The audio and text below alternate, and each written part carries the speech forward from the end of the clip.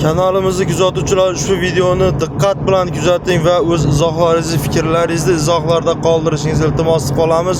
Ushbu video orqali biz Nozimaga yordam bermoqchimiz. Uni ruhi shod bo'lsin. Iltimos hammangiz bittadan reaksiya ko'rsatib, like bosib, kommentariyada fikr bildiring. Men u narsani chiqqan ularga, lekin men o'zim keyin uni nomerini olib, nomeriga o'zim telefon qilganimda men sizga yozdim, menga yozmadingiz degan gaplarni gapirdi.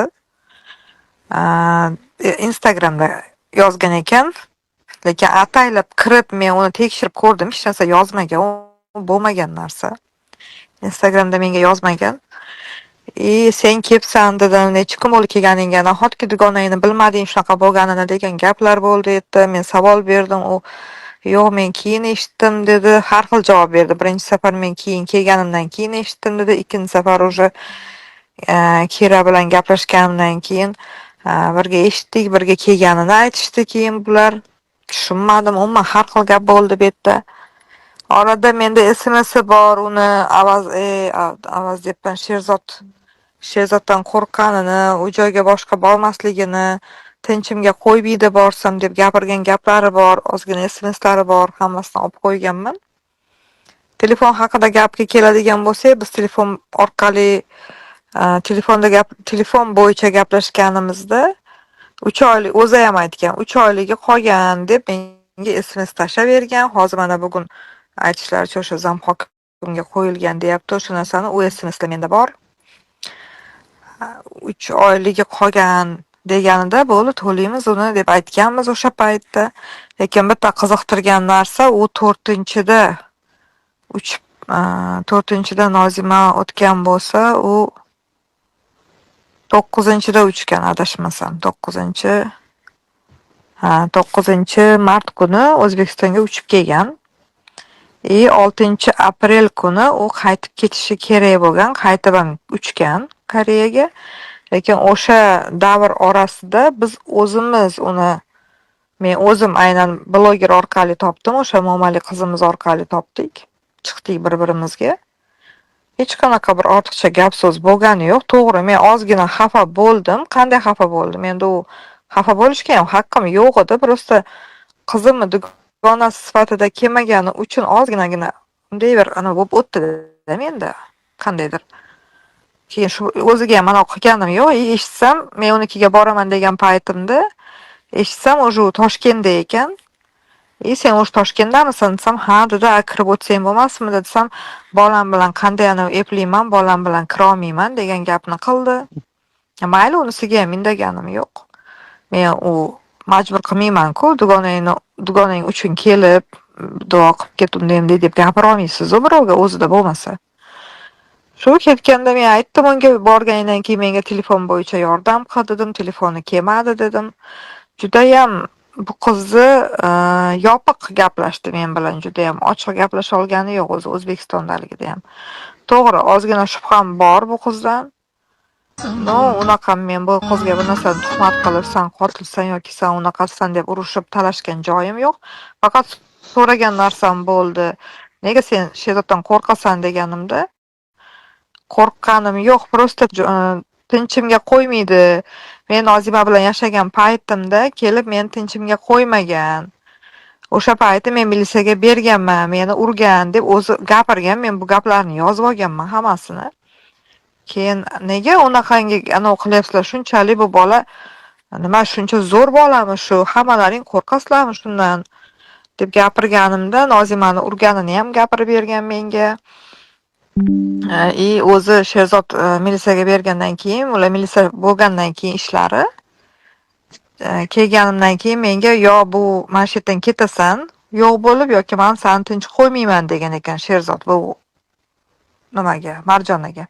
Shu gaplarni gapirib berdi. Menga dedi, begona nomerdan SMS keldi deb SMSni ham tashlab berdi, screenshot qilib mana deb karscha yozilgan dedi. Keyin men kim bu deb karschalab yozganimda men Sherzodman deb o'zbekchalab yozganim turibdi menda ular ham. Shuncha gapni gapirib, o'sha Koreyaga kelgandan keyin u qiz o'zgardi. Men kelgunimcha u qizga ortiqcha yozganim yo'q, umuman hech narsa deb gapirganim yo'q ortiqcha. u qiz Dilshodaga to'nkadi. Dilshoda degan dugonasiga. Dilshoda bilan men o'sha gaplashib, ungacha gaplashib olgan edim. Yana bir karra gaplashdim Dilshoda bilan Instagram orqali. Dilshoda 6 oy oldin Nozima bilan ikkalasi ozgina aytishib qolganini aytib, 6 oy oldin aloqada bo'lganman, 6 oygacha men qizingiz bilan gaplashmagan edim degan gapni gapirgandan keyin men ortiqcha gapirganim yo'q. U qizga ham endi o'zimiz oramizdagi gaplar bo'ldi. Shu bilan kelganimdan keyin bu yoqda Marjona birinchi indamay yurdim.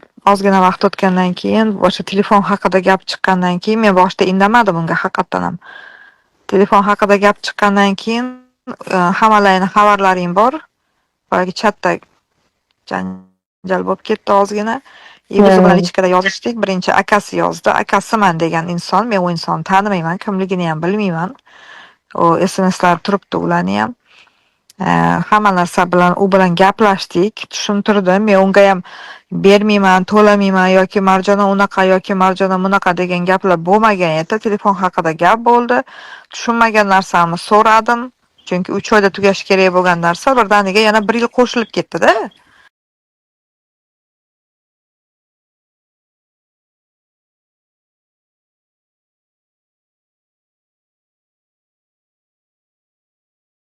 Endi baribir erga tekkani bilan, ajrashgani bilan, endi yoshda ular hali. O'shaning uchun kelajagingni o'yla, odamlarning gap so'ziga qarama, chatlarga kirishing ham shart emas, javob berishing ham shart emas. Shu 3 oyligi bo'lsa, 3 oyligini men to'lab beraman deganimda, yo'q, yana 1 yilligi bor. Qanday 1 yilligi? SMS tashlaganingda 3 oylik yozilgan-ku. Desam, undan keyin yana голосовой gaplashganmiz dedi. Bo'pti, menga tashlab ber голосовойni desam, eshittirdi. Nozima hayron bo'lib gapirgan o'sha yerda. Xuddi bizga o'xshab, Nozima ham menga o'xshab 1 yil, yana 1 yilmi? 3 oyda tugaydi-ku degan gaplari bor ovozlilari. Keyin o'sha yerda mayli, men borib ertaga surishtirib ko'raman deb голосовой tashlagan, bir surishtirib ko'raychi, men 3 oyda tugaydi deb o'ylagan edim, deb gapirgan. Men aytdim, bundan keyin boshqa gaplashmadingmi? Sizlar dedim, bu narsa sizlarda dedim fevral oyida, 7-fevraldami gaplashgan bular. Undan keyin 7-fevralmi? Mana shunaqa bo'lishi kerak. Hali yana ko'rib qo'yaman uni. Undan keyin dedim, почти 1 oy vaqt o'tyapti. 1 oyning ichida Nozima chiqib ko'rmabdimi, tekshirtirmabdimi deganimda, yo'q, boshqa bu haqida gaplashmadik. U не может быть-da gaplashmasligi. Qanday gaplashmaydi? Men aytdim deyapti og'zi bilan. Nozima telefonni sotib qo'ymagin degan gapni o'z-o'zidan aytayapti u qiz. Lekin Nozima telefon haqida men so'ramayapman, senga aytganmi, yo'qmi deb. Marjona aytayapti, Nozi telefonni sotib qo'yma, xo'pmi? Yana sotib yormagina. Meni boshimda kreditiga men javob beraman. Ertaga bu dabdala bo'lib ketadi hamma joy deb gapirdim. Yo'q, men sotmayman. Men sotish niyatim yo'q, sotayotganim yo'q. Men telefonni deb aytdi deyapti-da menga. Uchrashganimizda. Aytdim, bo'pti, 3 oyligini to'laymiz. Nariga 1 yilligini ham to'lab beraman, mayli, lekin aniq bilmayman dedim. U qayerdan kelyapti u 1 yillik dedim. Men umuman tushunmayapman. 17 Pro Max dedim, o'zi 1600-1700 ga olayotgan paytda dedim. Buni 16 Max dedim, $3200 ga aylanib ketyapti. Shunda ikkita telefonga to'layapmanmi men deb tushunmovchiliklar bo'ldi orada. Tushuntirdim, gaplashdik. Uni orasida keyin men aytdim, sen ayol kishisan deb boyagi gaplarni tushuntirdim. Bolang o'syapti dedim. Hozir men Koreyadan to'g'ri uyga ketishim bor dedim, lekin chetdaligimda ham boshqasida ham любой joyda seni xafa qiladigan inson bo'lsa, biron joyda problemang bo'lsa, любой время telefon qilaver. Sen ham bolam qatori bolamsan. Marjona, men dedim, onaman dedim. To'g'ri tushunishingni xohlayman. Bolang o'syapti, sen ham onasan deb tushuntirib aytganman. Xo'p dedi, bizga chiqarib beraman dedi. 1 haftaning ichida olib kelib beraman dedi. Anora ikkalamiz edik, ular akasi ikkalasi 4 kishi o'tirib gaplashganmiz. Lekin to'g'ri diktafon hech narsa yoqilmagan bu yerda. Chunki ishonni bir-birimizga to'g'ri ma'noda gaplashganmiz bu gaplarni. O'shanda yaxshi xayrlashdik hammamiz. Keyin shu bilan 3-4 kun o'tdi, 1 hafta o'tdi. Ular Anoraga chiqqan. Akasi chiqqanmi, o'zi chiqqanmi bilmayman, Anoraga chiqqan. Anora bilan gaplashishgan, nima bo'ldi, pulni to'lab berasizlarmi degan-ki, Anora aytgan, aslar olib kelib beraman devdilaring-ku, boyagi kirdi chiqdi zvonoklarni qilib beringlar, biz to'lab beramiz pulni degan. Ular o'sha yerda aniq bir gap aytilmagan, yana naqa bezatib qolib ketdi hamma narsa. menga SMS yozyapti, pulni to'lab qo'ying deyapti-da, menga karta tashlayapti, menga buyruq beryapti. Birinchidan telefon yo'q. Yeri ko'kda yo'q. Telefon bilishimcha ularda-da men ham telefonni pulini to'lab berishim kerak. $3200 qilib. Ham telefon ularda qolish kerak. O'ylab turibman-da, bo'pti, men to'lab beraman. Sizlar menga beringlar, hatto yozishganini men topay avval, kim bilan telefonlashgan, kim bilan oxirgi SMS yoki oxirgi qo'ng'iroqlarini bilishimga anaqa beringlar menga, o'shani chiqarib men bilay shu narsani desam, o'shani ham bermayapti. Ular o'zining xohishini qilyapti, men o'zimning xohishim. Men ham bunga haqqim bor. U menga yozyapti qo'pollik qilib. Kartasini tashlayapti-da, to'lab bering. Bo'lmasa u dunyoda o'zim so'rab olaman deyapti. Jahlim chiqadimi men ona bo'lib turib? Menga qara deyapman, sen nima deyapsan dedim. Allohga sop qo'ydim men seni qilgan qilig'ingga, sen yana dugonamisan dedim.